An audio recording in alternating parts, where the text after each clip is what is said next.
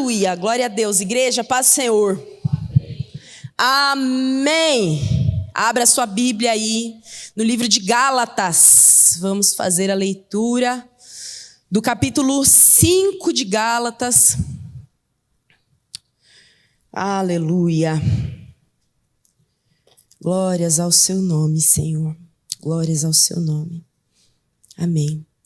Do versículo 13 em diante vai dizer assim a palavra do Senhor. Porque vocês, irmãos, foram chamados à liberdade. Mas não usem a liberdade para dar ocasião à carne. Pelo contrário, sejam servos uns dos outros pelo amor. Porque toda a lei se cumpre em um só preceito, a saber, ame o seu próximo como a você mesmo. Mas se vocês ficam mordendo e devorando uns aos outros, tenham cuidado, para que não sejam mutuamente destruídos. Digo, porém, o seguinte: vivam no Espírito, e vocês jamais satisfarão os desejos da carne. Porque a carne luta contra o Espírito, e o Espírito luta contra a carne. Porque são opostos entre si, para que vocês não façam o que querem. Mas se são guiados pelo Espírito, vocês não estão debaixo da lei. Ora, as obras da carne são conhecidas e são imoralidade sexual, impureza, libertinagem, idolatria, feitiçarias, inimizades, rixas, ciúmes, iras, discórdias, divisões, facções, invejas, bebedeiras, orgias e coisas semelhantes a estas. Declaro a vocês, como antes já os preveni, que os que praticam tais coisas não herdarão o reino de Deus.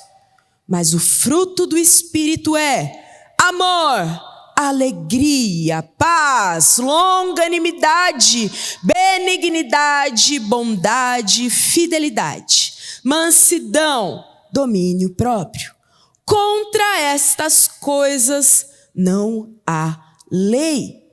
E os que são de Cristo Jesus crucificaram a carne com as suas paixões e os seus desejos. Se vivemos no Espírito, andemos também no Espírito. Não nos deixemos possuir de vanglória, provocando uns aos outros, tendo inveja uns dos outros. Senhor, é a sua santa e poderosa e bendita palavra. Ela é espada afiada, apta para quebrar e cortar o coração mais incrédulo e mais endurecido. O Senhor sabe muito bem aqueles que de antemão o Senhor já predestinou para um encontro nesta noite. Encontra aqueles que são seus, ó guardião dos céus. Toma o teu lugar no nosso meio. Livra-nos, Senhor, de toda distração e que a palavra encontre um terreno fértil e saudável nos nossos corações, em nome de Jesus. Amém, amém, meus irmãos. Eu vou beber bastante água hoje, porque vocês acreditam? Logo ontem foi me dar gripe, eu tô com a boca seca hoje, só Jesus, viu? Mas vamos lá, se eu desmaiar aqui, vocês podem me deixar desmaiadinha, que eu vou estar ali com o Senhor, então tá tudo certo, não precisa acordar, tá bom? Amém. Bom, a gente segue, irmãos, desbravando aí o texto das Escrituras Sagradas, cavando o terreno da eternidade, em busca de encontrar os tesouros do Evangelho que preenchem e que transformam os nossos corações. A gente está aí já algumas semanas falando, em alguns domingos, a respeito de como devemos viver a vida cristã, e já passamos por alguns textos das Escrituras Sagradas para tratar desse tema, do como eu e você podemos verdadeiramente viver uma vida que agrada a Deus. Você precisa lembrar, meu irmão, que vida cristã tem padrão. A gente que é brasileiro acha que tudo tem um jeitinho. Para tudo vai se dar um jeito. As frases prediletas que a gente tem é: tudo vai se resolver. Se não deu certo ainda é porque ainda não chegou no final. Vai dar certo. Na hora certa vai acontecer. E isso a gente faz para ir protelando o nosso posicionamento diante de Deus. Então eu quero te lembrar nessa noite que a vida cristã é o padrão do céu para todo homem, mulher, jovem, criança que se chama pelo nome do nosso Senhor. E quando a gente lê e medita a respeito desse texto de Gálatas 5, como é um texto muito conhecido de todos nós, ou da maioria de nós, é natural que o nosso olhar já se dirija diretamente para as listas que Paulo dá das obras da carne em Gálatas 5:19 e do fruto do Espírito lá em Gálatas 5:22. Mas, se a gente olhar para o contexto mais amplo dessa carta, desse capítulo e também dessa carta, a gente vai perceber que Paulo, ao tratar de obras da carne e fruto do Espírito, ele queria levar as igrejas aqui da Galácia a entenderem de uma vez por todas como que alguém que um dia foi alcançado pelo Evangelho de Cristo Jesus precisa responder a esse Evangelho. Se eu e você fomos encontrados um dia por Cristo Jesus, pela pessoa do Cordeiro de Deus que tira o pecado do mundo, se um dia você foi encontrado por este ser sublime e soberano, meu irmão, minha irmã, nós precisamos ser uma resposta que Deus espera desse encontro. Se nós não temos uma resposta esperada por Deus para esse encontro, é muito provável que a gente só tenha se adaptado a uma religião, a um clube de espiritualidade e boa vida.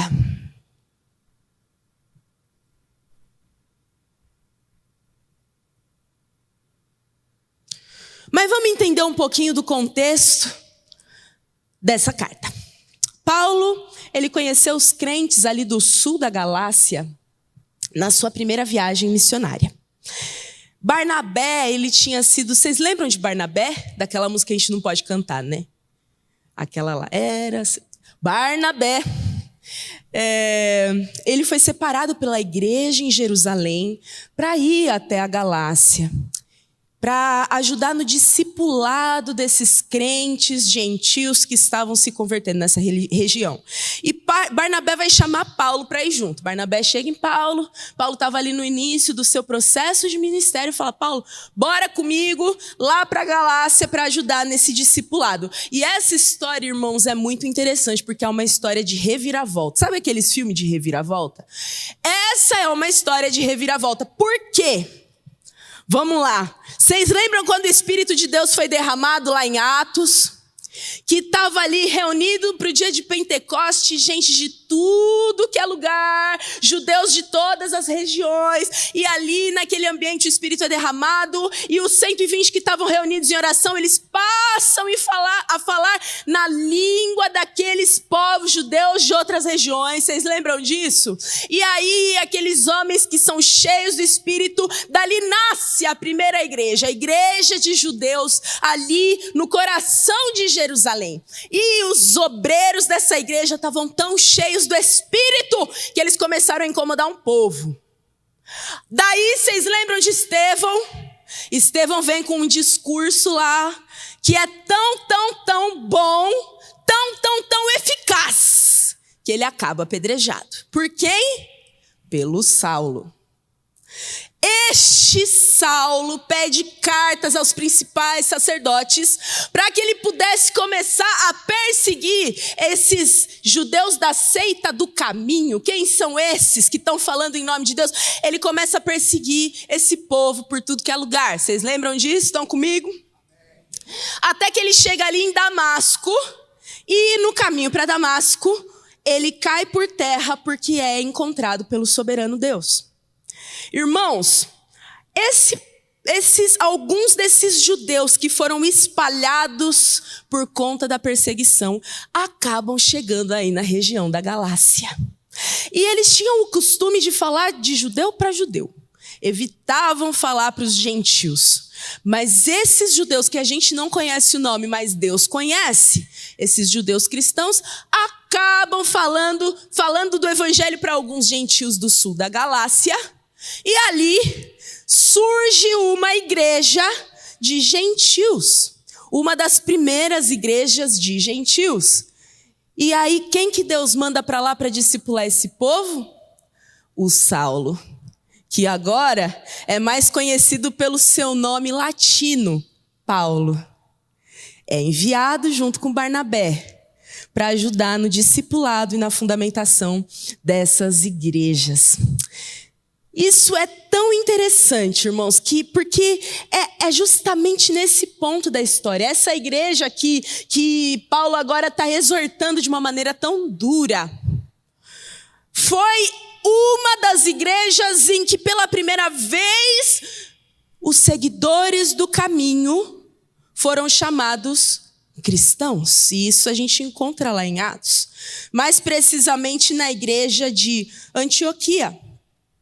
Aqueles povos pagãos, antigamente idólatras, agora estavam sendo alcançados pelo poder do evangelho de Cristo Jesus, sem nunca terem conhecido a lei de Moisés, sem nunca terem cumprido a lei de Moisés, pura e simplesmente pela pregação do evangelho de Cristo Jesus. Este evangelho, irmão, minha irmã, é infinitamente superior à lei, porque é o próprio poder de Deus para a salvação de todo aquele. O poder de Deus não está em sinais e maravilhas. O poder de Deus não está revelado no morto que volta a viver. O poder de Deus está revelado no evangelho de Cristo Jesus, que salva judeus e gentios, homens e mulheres de todas as tribos, raças e nações. Aleluia! Só que alguns judeus que, sabe assim, tem muito disso. Quando a gente fala do evangelho, muitos daqueles que são de Cristo são atraídos. Mas muitos curiosos também são atraídos. E aí alguns judeus que eram do partido dos fariseus começam a se aproximar da igreja em Jerusalém, começam a se interessar pela proposta do evangelho, mas eles achavam que faltava uma coisa ali. Jesus sem a lei de Moisés era insuficiente. Para você ser verdadeiramente cristão, então você tinha que observar a lei de Moisés. Você tinha que circuncidar, você tinha que observar os jejuns, as datas das festas anuais, você tinha que observar aquilo que você comia, você tinha que observar como você se vestia, tinha que ter esse combo. Esses antigos fariseus, eles estavam tão angustiados pelo fato dos gentios não cumprirem todos essas ordenanças da lei, que eles começam a viajar. A mesma coisa que eles faziam com Jesus. Eles começam a fazer agora por todas as nações. A gente vai ver em todas as cartas que aonde Paulo estava, tinha uma panelinha de judeu querendo entornar o caldo. E aqui não é diferente. Eles viajam lá da Judéia para Antioquia e começam a falar o seguinte, está lá em Atos 15:1. Se vocês não forem circuncidados segundo o costume de Moisés, não podem ser salvos. Eles começam a falar isso. Um povo que em algum momento recebe o evangelho com alegria, agora está retrocedendo porque Jesus, na palavra desses falsos mestres, não era suficiente. Ele precisava ser suplementado pela lei. E aí alguns desses gálatas, no momento em que Paulo escreve essa carta, esses gálatas, eles estavam começando a se convencer de que circuncidar era necessário, de que guardar o sábado era necessário, de que observar a lei era necessário. E qual é o resultado disso? O resultado é que o amor e a alegria da salvação estavam indo embora e estavam dando lugar ao medo. Os gálatas estavam perdendo o seu brilho. Cadê seu brilho? Cadê o brilho da salvação?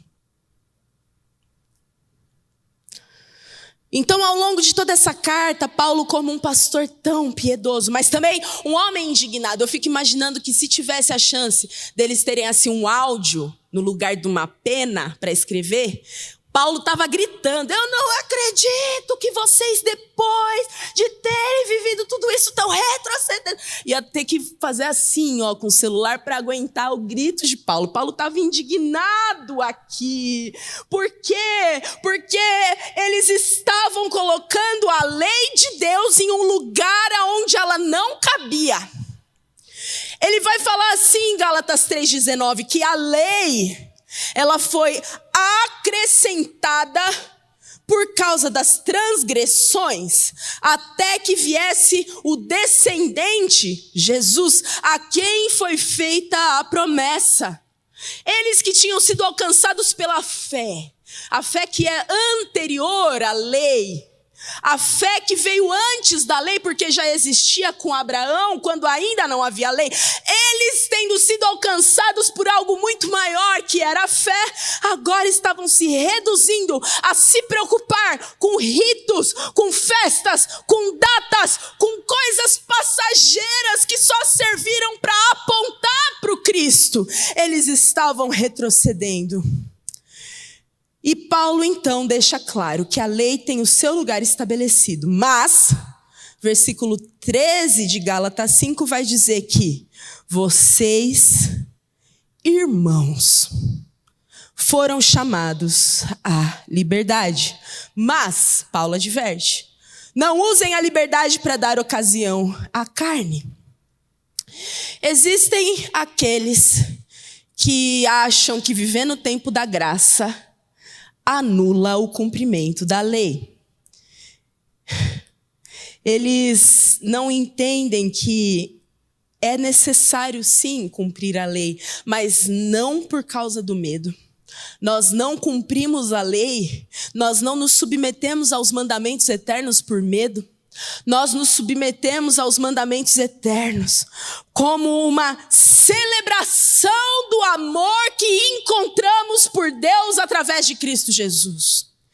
Mas existem aqueles que abandonam a lei, que abandonam os ritos, que abandonam o temor do Senhor e dizem: eu estou no tempo da graça. E aí eles vão cedendo a carne devagar e devagar e devagarzinho, e vão se tornando libertinos. Nós temos visto uma evasão imensa de jovens nas igrejas que, por brincarem tanto desse negócio de eu estou um pouquinho na igreja, eu estou um pouquinho no mundo, eu estou um pouquinho na igreja, eu estou um pouquinho no mundo, porque Deus me fez livre, porque eu não preciso me prender às não sei o que da religião, porque ser sério é religiosidade, eu preciso ser livre, não sei o que. Eles botaram um pé no mundo e não sabem mais como voltar para dentro da igreja. Quantos cantores evangélicos que fizeram um monte de nós chorar nos nossos quartos em momentos devocionais, hoje estão abrindo mão dos tesouros do Senhor para viver os prazeres da carne em nome de uma falsa liberdade que eles acham que a graça veio oferecer. Mas outros, em busca de algum crédito com Deus, vivem como filho mais velho e eles enchem a vida de... E geralmente é para os outros, não é para si mesmo. Você tem que fazer isso, você tem que fazer aquilo, você pode isso, você não pode aquilo. Se você usar blusa de oncinha com calça de jararaca, você vai para o inferno. Não pode e não pode. E eles acabam se tornando legalistas. Mas a lei é má? Não, irmãos. A lei, ela vem de Deus e é boa.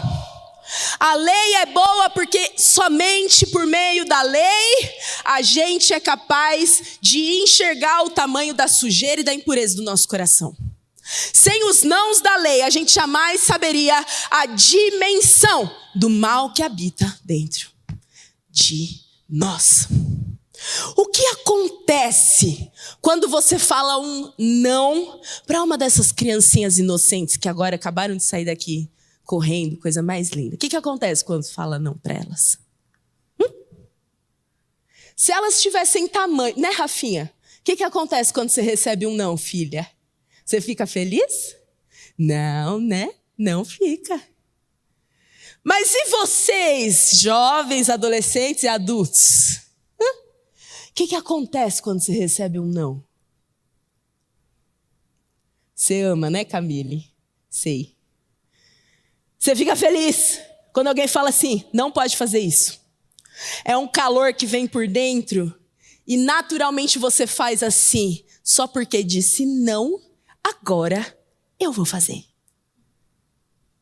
De maneira que se nunca tivessem falado para você que botar o dedo na tomada não pode, você nunca teria tido vontade de botar o dedo na tomada. O não atiça dentro de nós a impureza e a sujeira da escravidão, do pecado. Então a lei é boa, porque sem ela a gente nunca conseguiria encontrar a bondade de Deus. A lei nos nivela por baixo, nos ajuda a enxergar que nós somos incapazes, com a força do nosso braço, de alcançar os padrões de Deus. E sabe por quê? Irmão, guarda isso no seu coração. A carne é inimiga direta de Deus. Todo o Antigo Testamento vai mostrar para nós que não foram poucas as vezes que Israel decidiu abandonar a lei de Deus para abraçar a lei do pecado. A lei, ela vem provar para nós que todos nós pecamos e todos nós somos escravos do pecado. Esse mal que ocupa os nossos desejos e a nossa carne. Então, diante dessa dura realidade, desse cenário desesperador, se você é verdadeiramente um filho de Deus, você com certeza se deparou com o mesmo dilema de Paulo lá em Romanos 7, 14 e 15, quando ele diz assim: porque bem sabemos que a lei é espiritual. Eu, porém, sou carnal, vendido à escravidão do pecado. Sou carnal, vendido à escravidão do pecado. Porque nem mesmo compreendo o meu modo de agir, pois não faço o que eu prefiro, e sim o que eu detesto. Graças à lei espiritual de Deus, a gente tem condição de perceber o pecado agindo no nosso corpo mortal. E graças ao visitar poderoso dos céus que nos alcançou e nos encontrou, a gente é capaz de perceber este mal operando na nossa carne. Isso, vocês querem uma boa notícia essa noite? Amém? Que tá triste, né? Então vocês querem uma boa notícia? Se você consegue perceber este mal operando na sua carne dia e noite, é porque você é um filho de Deus. Só quem já nasceu de novo, só quem já foi crucificado e ressuscitado com Cristo é capaz de sofrer esse conflito interior. O mundo que está morto nos seus pecados e delitos não consegue entender.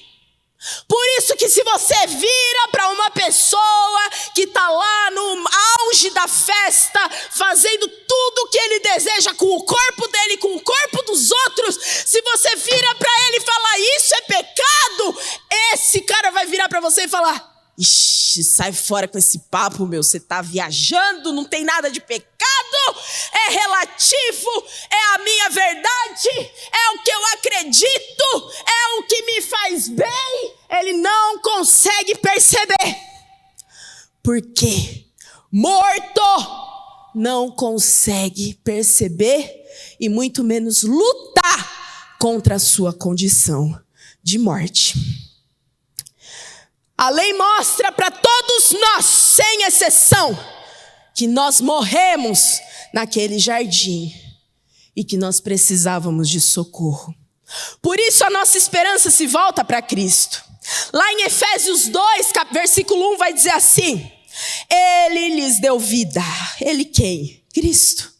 Quando vocês estavam mortos em suas transgressões e pecados, nos quais vocês andaram no outro tempo, segundo o curso deste mundo, segundo o príncipe da potestade do ar, do espírito que agora atua nos filhos da desobediência. Entre os filhos da desobediência, também nós todos andamos no passado, segundo as inclinações da nossa carne, fazendo a vontade da carne e dos pensamentos, e éramos por natureza filhos da ira, como também os demais. O pecado, ele escravizou de tal maneira a nossa carne, que em muitos textos da Bíblia a gente vai encontrar o pecado sendo referido como a lei do pecado. Lei do pecado. Pensa um pouco comigo no conceito de lei. As leis são tipo assim, regras que regem um país, uma cidade, uma comunidade, uma família. No âmbito social, no âmbito jurídico, no âmbito político. Ela vai existir para estabelecer um padrão de conduta que deve ser obrigatoriamente cumprido. Ok? Eu inventei isso aqui, não peguei do Google não, viu? Inventei isso aqui da minha cabeça. Mas agora pensa nas leis da natureza. Todo mundo aqui já ouviu falar da lei da gravidade? Já? Já. Será que se eu pular daqui ali embaixo eu vou resistir à gravidade, vou conseguir levitar? Vou conseguir sair daqui flutuando até lá ao outro lado? Porque eu resisto à lei da gravidade? É possível? Eu não vou fazer o teste porque eu vou virar meme. Mas a gente sabe que é impossível resistir à lei da gravidade. A lei da gravidade vai atuar fazendo uma pressão contrária no nosso corpo e você pode tentar resistir o tanto que você quiser. Você pode tentar imitar filme de super-herói o tanto que você quiser. Se você quiser sair daqui e voar lá embaixo, você vai ficar com a cara roxinha. A lei do pecado vai agir na nossa natureza da mesma maneira que a lei da gravidade age na criação. É impossível resistir ao pecado. Impossível. Então a lei de Moisés foi dada por Deus para nos mostrar isso. Assim como a gente não pode resistir à lei da gravidade, a gente também não pode resistir à lei do pecado. Você já ouviu algum crente fazendo a seguinte pergunta satânica: é possível ficar um dia sem pecar? Aí tem um outro desinfeliz que vai responder: eu acho que é possível. Hoje, eu acho que eu não pequei nenhuma vez. Acabou de pecar. Olha só. A lei do pecado nos atrai. Se eu e você não nos submetermos à soberania do Senhor, confiando e dependendo totalmente dEle, nós estamos fadados a viver escravizados pela lei do pecado, cedendo aos desejos da nossa carne. Mas em Cristo Jesus nosso Senhor, a gente recebeu o privilégio de ser governado por um poder superior ao poder da lei. Este poder se chama vida no Espírito, que nos conduz à verdadeira liberdade. Liberdade, que palavra boa. Irmãos, o que é essa verdadeira liberdade? O texto aqui de Gálatas vai nos apontar que a verdadeira liberdade é o poder que nos capacita a sermos servos uns dos outros pelo amor. O último texto que eu preguei aqui foi de Filipenses, quando a gente pensa que Jesus, ele assumiu uma forma que foi de servo e servo de todos, e que nós devemos ter o mesmo sentimento que houve também em Cristo Jesus. E aqui Paulo está mostrando para mim e para você que a verdadeira liberdade é o poder que capacita cada um de nós para que a gente seja servo, a mesma palavra lá de Filipenses, doulos, servos uns dos outros por amor, pelo amor. E ele vai continuar no 14, porque toda a lei se cumpre em um só preceito. Quer seguir a lei? A lei se cumpre em um só preceito, a saber, ame o seu próximo como a você mesmo. E aqui é interessante notar que Paulo está usando as palavras de Cristo. Quando Cristo é questionado a respeito de como ele definiria, ele resumiria a lei e os profetas, ele traz 2 mandamentos apenas. O primeiro é: ame a Deus acima de todas as coisas e ame ao seu próximo como a você mesmo. Só que aqui Paulo oculta a primeira parte. Ele oculta o ame a Deus acima de todas as coisas. Por quê? Porque, meus irmãos, é impossível que você ame o seu próximo se você não amar a Deus acima de todas as coisas. Só ama o semelhante e encontra verdadeiro prazer e liberdade nisso aquele que conhece a Deus, que ama a Deus e que é conhecido pelo Senhor. A verdadeira liberdade, ela vai se manifestar à medida em que eu e você nos tornarmos mais e mais semelhantes a Jesus. À medida que eu e você nos deixarmos de lado um pouquinho para amarmos mais uns aos outros, com um amor que não se resume apenas em palavras, mas em atos de serviço. A genuína liberdade não é o privilégio de você fazer o que o seu coração deseja, e sim a capacidade e o desejo outorgado pelo Espírito de realizar aquilo que deve ser feito. Resumindo, você só é verdadeiramente livre quando o Espírito te conduz pelas águas mansas e tranquilas do amor. E onde é que o amor se revelou? Lá em 1 João vai falar assim: amados, amemo-nos uns aos outros, porque o amor procede de Deus, e todo aquele que ama é nascido de Deus e conhece a Deus. Quem não ama não conhece a Deus, pois Deus é amor. E nisto se manifestou o amor de Deus em nós, em haver Deus enviado o seu Filho unigênito ao mundo para vivermos por meio dele. Nisso consiste o amor, não em que nós tenhamos amado a Deus, mas em que Ele nos amou e enviou o seu Filho como propiciação pelos nossos pecados. E mais à frente o texto vai continuar dizendo: nós amamos porque Ele nos amou primeiro. Mas se alguém disser, amo a Deus, mas odiar o seu irmão, este é mentiroso. Pois quem não ama o seu irmão, a quem vê, não pode amar a Deus, a quem não vê. E o mandamento que dele temos é este: quem ama a Deus, que ame também o seu irmão. Amar como Deus nos ama é o que vai nos tornar cada vez mais livres.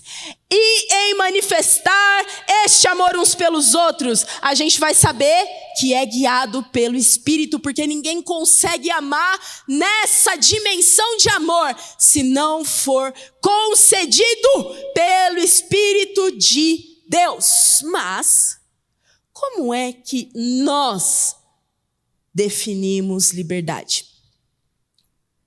Como é que é a definição de liberdade que você carrega aí dentro do seu DNA, desde que você nasceu?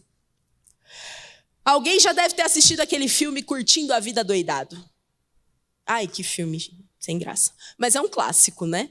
Todo mundo já deve ter visto esse filme na sessão da tarde, de uns adolescentes que matam aula porque eles querem ter um dia de liberdade. Então, um tem a ideia e os outros ajudam a executar. Vocês nunca assistiram esse filme? Já? Algumas vezes, né? Nesse filme a gente vai ter um exemplo clássico, tanto do libertino quanto do legalista. O libertino é o personagem principal lá, que é o adolescente que vai decidir matar a aula, que não tá nem aí pra nada, que só quer se divertir a qualquer custo. E ele não mede nenhuma consequência dos atos dele. Ele é o cara que quer viver a vida loucamente, intensamente, o tanto que der. Faça tudo o que você quiser, na hora que você quiser, e ninguém tem nada a ver com isso. Será que não é essa a ideia de liberdade que mais nos seduz? Quando falam assim pra você, quando teu marido ou tua esposa falou assim pra você, amor, hoje eu vou te dar um dia livre. Dia livre. Você fala assim, ai, que ótimo, hoje então eu vou poder te servir assim, assim, assim, meu amor. Hoje eu vou poder entregar a minha vida assim, assim, assim. Ou você fala, hoje eu não quero saber de ninguém. Vou desligar o meu telefone, vou fazer minha unha, vou arrumar meu cabelo, vou comer 2 hambúrgueres com uma batata com bastante cheddar, que eu não tô nem aí pra nada, pra caloria, pra pessoa, pra ninguém. Hoje o dia é meu. Qual desses 2 conceitos define mais liberdade dentro do nosso coração? Mas ele tem um melhor amigo no filme, e esse melhor amigo, ele é o típico legalista. Porque ele vai aceitar todos os planos do libertino, mas ele fica o tempo todo com medo. Ele fica com medo das coisas darem erradas, ele fica com medo dele se dar mal, fica com medo do pai dele descobrir. O legalista é aquele que se preocupa em cumprir todas as regras, mas ele não é motivado pelo amor, ele é motivado pelo medo. Esse é o legalista. Tanto a libertinagem quanto o legalismo são 2 lados da mesma moeda. Obras da carne que são conhecidas e são imoralidade sexual, impureza, libertinagem, idolatria, feitiçarias, inimizades, rixas, ciúmes, iras, discórdias, divisões, facções, invejas, bebedeiras, orgias e coisas semelhantes a essas. Declaro a vocês, como antes já preveni, que os que praticam tais coisas não herdarão o reino dos céus. O conceito de liberdade do filme que tantas vezes seduz o nosso coração, irmãos, é o conceito de liberdade proposto pelo próprio Satanás desde o jardim, para colocar toda a humanidade debaixo da escravidão do pecado, servindo a própria carne, que eu e você sabemos que é insaciável. Quanto mais nós entregamos aos nossos próprios desejos, mais os nossos desejos nos pedem coisas, e isso se torna uma coisa insaciável a ponto da gente perder o controle da gente mesmo. Isso porque a carne é totalmente corrupta e obedece somente a um Senhor, chamado lei do pecado. Por isso que carne e espírito vivem em constante luta, em constante guerra, dia e noite, noite e dia, a cada hora, a cada segundo do seu tempo. Há uma guerra acontecendo dentro de nós todos. Carne e espírito lutando pela supremacia do território do nosso coração. Mas não é uma luta igual, irmãos. Mais uma boa notícia. O espírito é soberano. A carne não é páreo para o espírito. Por isso é uma guerra que a gente não luta com desespero. Eu tenho medo de pecar, eu tenho medo de cair, eu tenho medo de frustrar Deus, eu tenho medo de ir para o inferno. Não é uma luta que é lutada com medo. É uma luta que é travada com esperança. Eu luto porque eu sei que um dia eu serei liberta de todos os anseios da minha carne. Eu serei liberta de toda a escravidão do pecado em Cristo Jesus. Um dia eu não terei mais que lutar contra as minhas paixões e os meus impulsos. Há de chegar esse dia e eu luto com esperança. Mas a nossa carne é corrupta. Você confiaria a sua vida a um político lá do Distrito Federal, meu irmão? Você confiaria? Fala assim, ó, pode deixar que suas coisas tudo.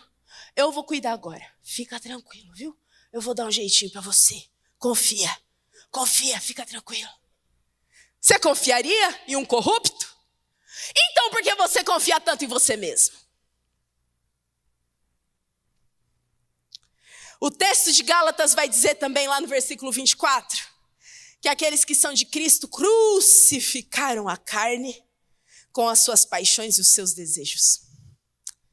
Se você, meu irmão, minha irmã, deseja ser verdadeiramente livre, liberdade, livre, você precisa crucificar a sua carne junto com as suas paixões e desejos.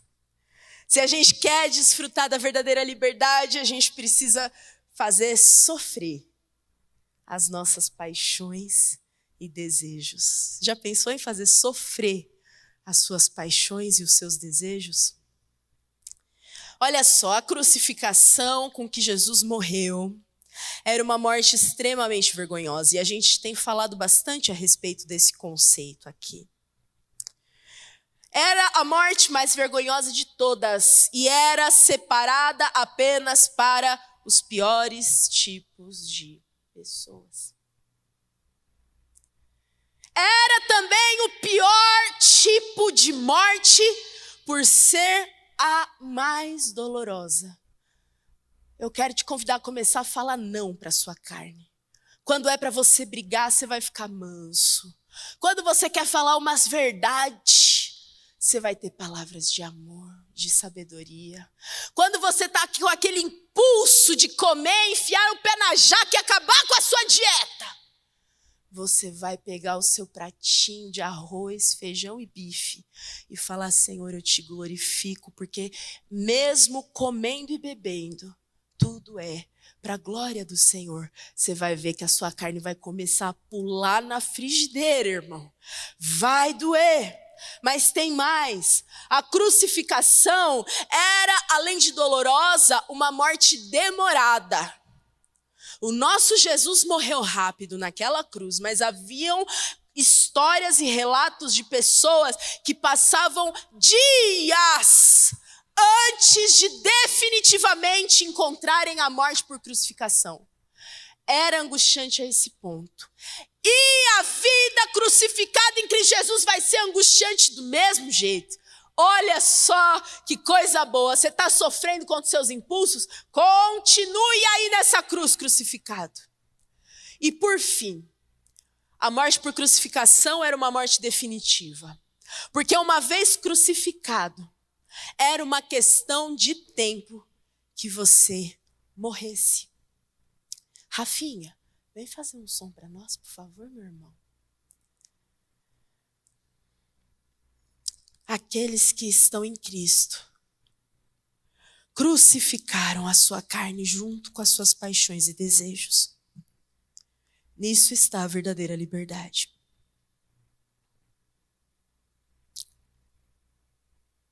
Mas se a gente não está disposto a sofrer por nada, como que a gente vai implicar alto sofrimento contra as nossas paixões e desejos?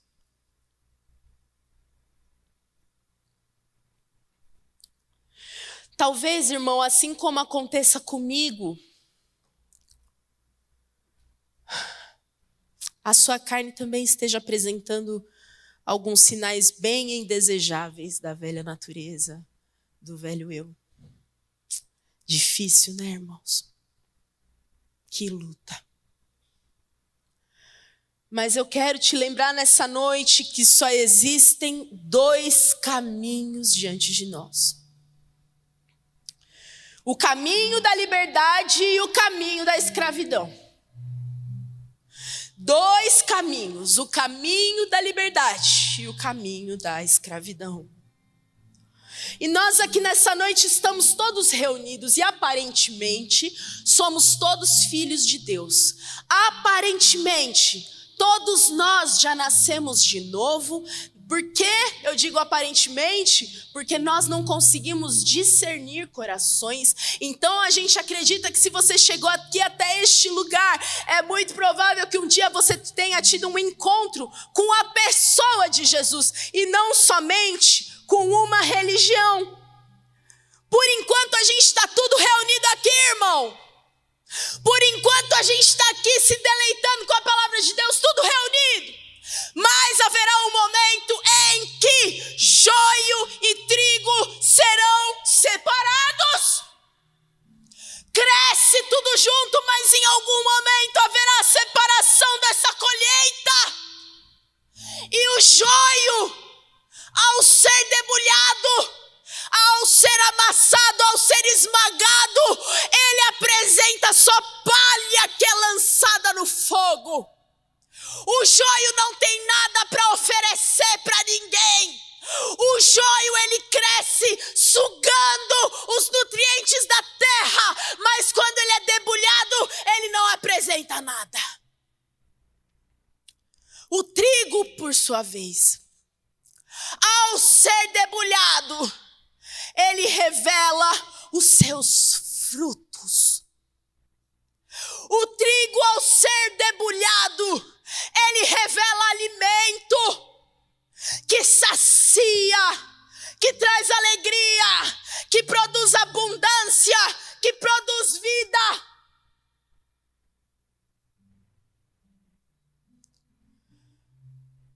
O que tem saído de você no debulhar da vida? Porque ao longo da nossa vida a gente está sendo debulhado. Não tem condição de falar o contrário. Quem fala que a vida está fácil aqui, por favor, me procure e dê a receita depois. Todos nós temos sido debulhados pelas pressões, pelas lutas diárias, pelos processos lentos e angustiantes da vida. Mas o que é que tem saído de dentro de você durante este debulhar? Será que é fruto do Espírito? Amor, alegria, paz, longanimidade, benignidade, mansidão, domínio próprio, paciência. O que tem saído de você? Será que outros podem ser nutridos pelo fruto do Espírito que você tem manifestado? Hein? Ou ao ser debulhado, tudo que aparece de você é a palha da sua própria carne. A sua devassidão sexual, a sua religião que é infrutífera e consumista. Será que você é um semeador de intrigas? Será que você é alguém que acha que pode fazer o que quiser com seu próprio corpo? Será que você vive em função dos seus próprios desejos e interesses? O debulhar da vida diária tem manifestado que tipo de vida? Uma vida no espírito onde há liberdade ou uma vida na carne fadada à eterna escravidão e morte espiritual? Estar aqui, irmãos, tantos aqui entre nós servem na igreja como voluntários, como servos da igreja local. Estar reunido aqui servindo revela que a sua vida é verdadeiramente crucificada e livre. Você serve porque você entendeu o privilégio de se entregar por amor, já que alguém se entregou por amor a você?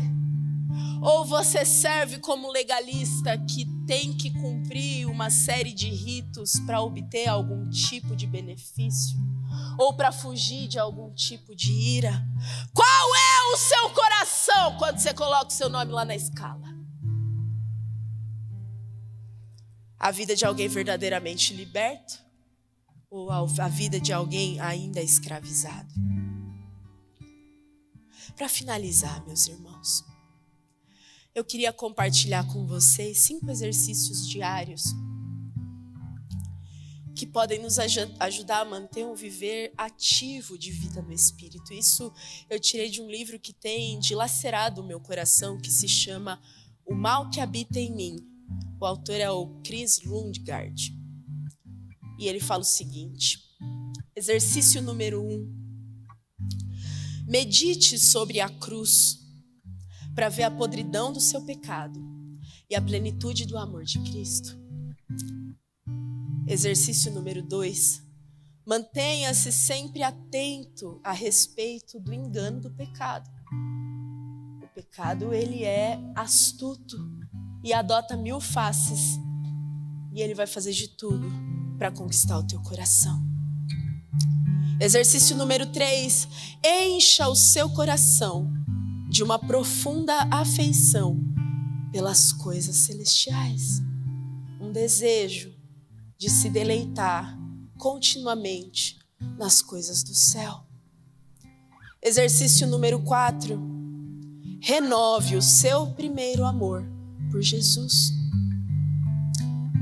E exercício número 5. Deseje contemplar a santidade gloriosa de Deus. Vamos orar.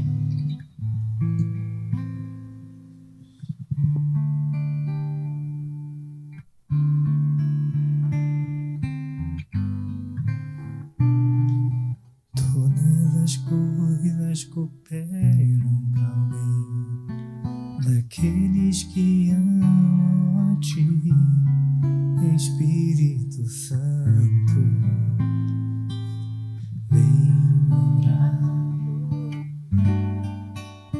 Estou clamando, estou pedindo.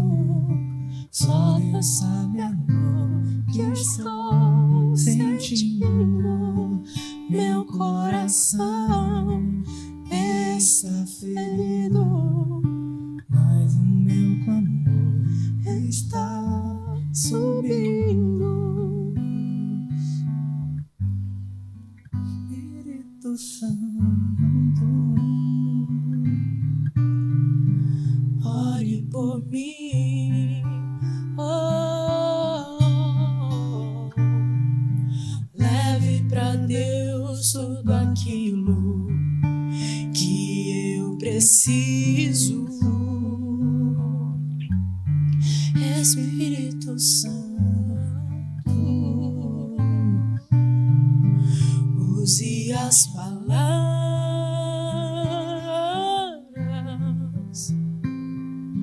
que eu necessito usar, mas não consigo. Me ajude nas minhas fraquezas. Não sei como devo pedir. Espírito Santo, vem interceder.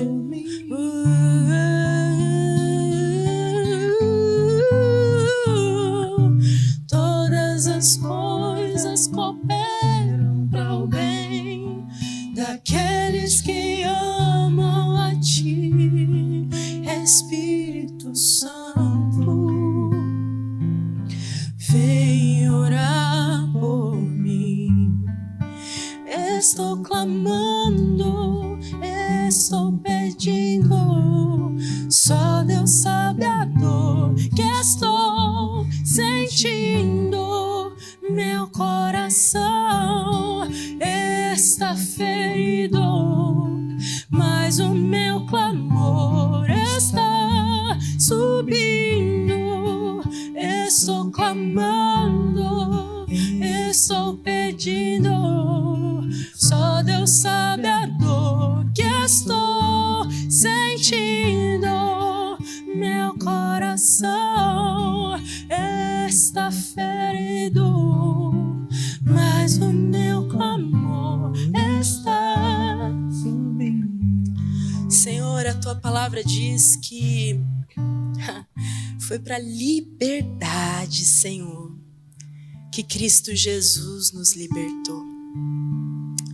Senhor, só o Senhor sabe como Teu povo responderia a isso. Será que eles têm verdadeiramente se sentido livres, Senhor? Será que eles conseguem acordar cedo de manhã e respirar, experimentando a liberdade de ser parte do Teu reino, de ser parte de uma nova vida contigo, Pai? Ou há uma ferida no coração deles que não se fecha por amarguras e dores que têm falado mais alto do que a liberdade para a qual o Senhor nos conquistou. O Senhor sabe. Há um doce espírito aqui, e esse espírito passeia e trabalha no coração daqueles que são seus. Clamamos a Ti nesta noite, ó Pai. Faz, Senhor, o Teu querer na vida de cada um. Não deixa não, Senhor, o inimigo das nossas almas roubar a semente dessa palavra dos corações, mas que ela venha a crescer e gerar fruto para a vida eterna. Se há alguém aqui, Senhor, que estava mesmo dentro da casa do Pai, se distanciando, indo para longe de Ti, Senhor, vivendo uma vida de legalismo e de obrigações, de bater meta, de cumprir datas e calendários. Ô Senhor, restaura nessas pessoas a alegria de Te servir como uma oferta, porque um dia nós fomos servidos pelo Senhor. O Senhor preparou a mesa, o Senhor se colocou como o pão da vida e o Senhor derramou o Seu sangue que sacia a nossa sede e que nos lava e nos purifica. Então a gente dá a vida pelos nossos irmãos como uma oferta para Ti. Restaura a alegria nos Teus filhos, restaura a alegria em nós. Mas talvez existem aqueles, Senhor, que ainda não conseguem resistir aos impulsos e paixões da sua carne. Tudo que a carne pede, eles prontamente cedem. Do mesmo jeito que a gente cede à necessidade de comer e de beber água, a gente cede aos desejos impuros do nosso coração, a gente cede à impetuosidade da nossa língua, a gente cede às nossas reações violentas, a gente cede à preguiça, à sonolência, à falta de vida contigo, à falta de meditar nas tuas coisas. Ai, Senhor, o Senhor conhece a rotina dos teus filhos, Senhor. Então eu peço ao Senhor, Pai, brada na vida de cada um. O Senhor é o leão da tribo de Judá. Bota tudo no lugar, mas não permita, Senhor Deus, não permita que nenhum de nós viva enganado, viva sonolento, viva dormindo no berço do pecado. Não, Senhor. O Senhor vem fazer uma colheita e esse dia vai ser um dia de muita dor e de muitas lágrimas para tanta gente, Senhor. Poupa os teus filhos, Senhor. Ressuscita o nosso coração. Nos lava, nos purifica e nos leva para mais perto de Ti a cada dia, Senhor. Nós amamos a Ti. Te agradecemos, Senhor Deus, porque todo o plano de salvação que o Senhor construiu na eternidade é motivo de festa nos céus, dia e noite. Os seres celestiais estão diante do Seu trono declarando que o Senhor é santo e digno de louvor, porque o Senhor permitiu um plano perfeito de salvação que o Senhor criou e o Senhor estabeleceu e o Senhor está cumprindo e cumprirá até o último dia, até a última letra, até o último ponto. Nada vai falhar, porque a Tua palavra permanece para sempre. Glórias ao Seu nome. Nós amamos a Ti. Fica a presença poderosa de Deus em cada um dos nossos corações e nos leva para casa em paz e segurança.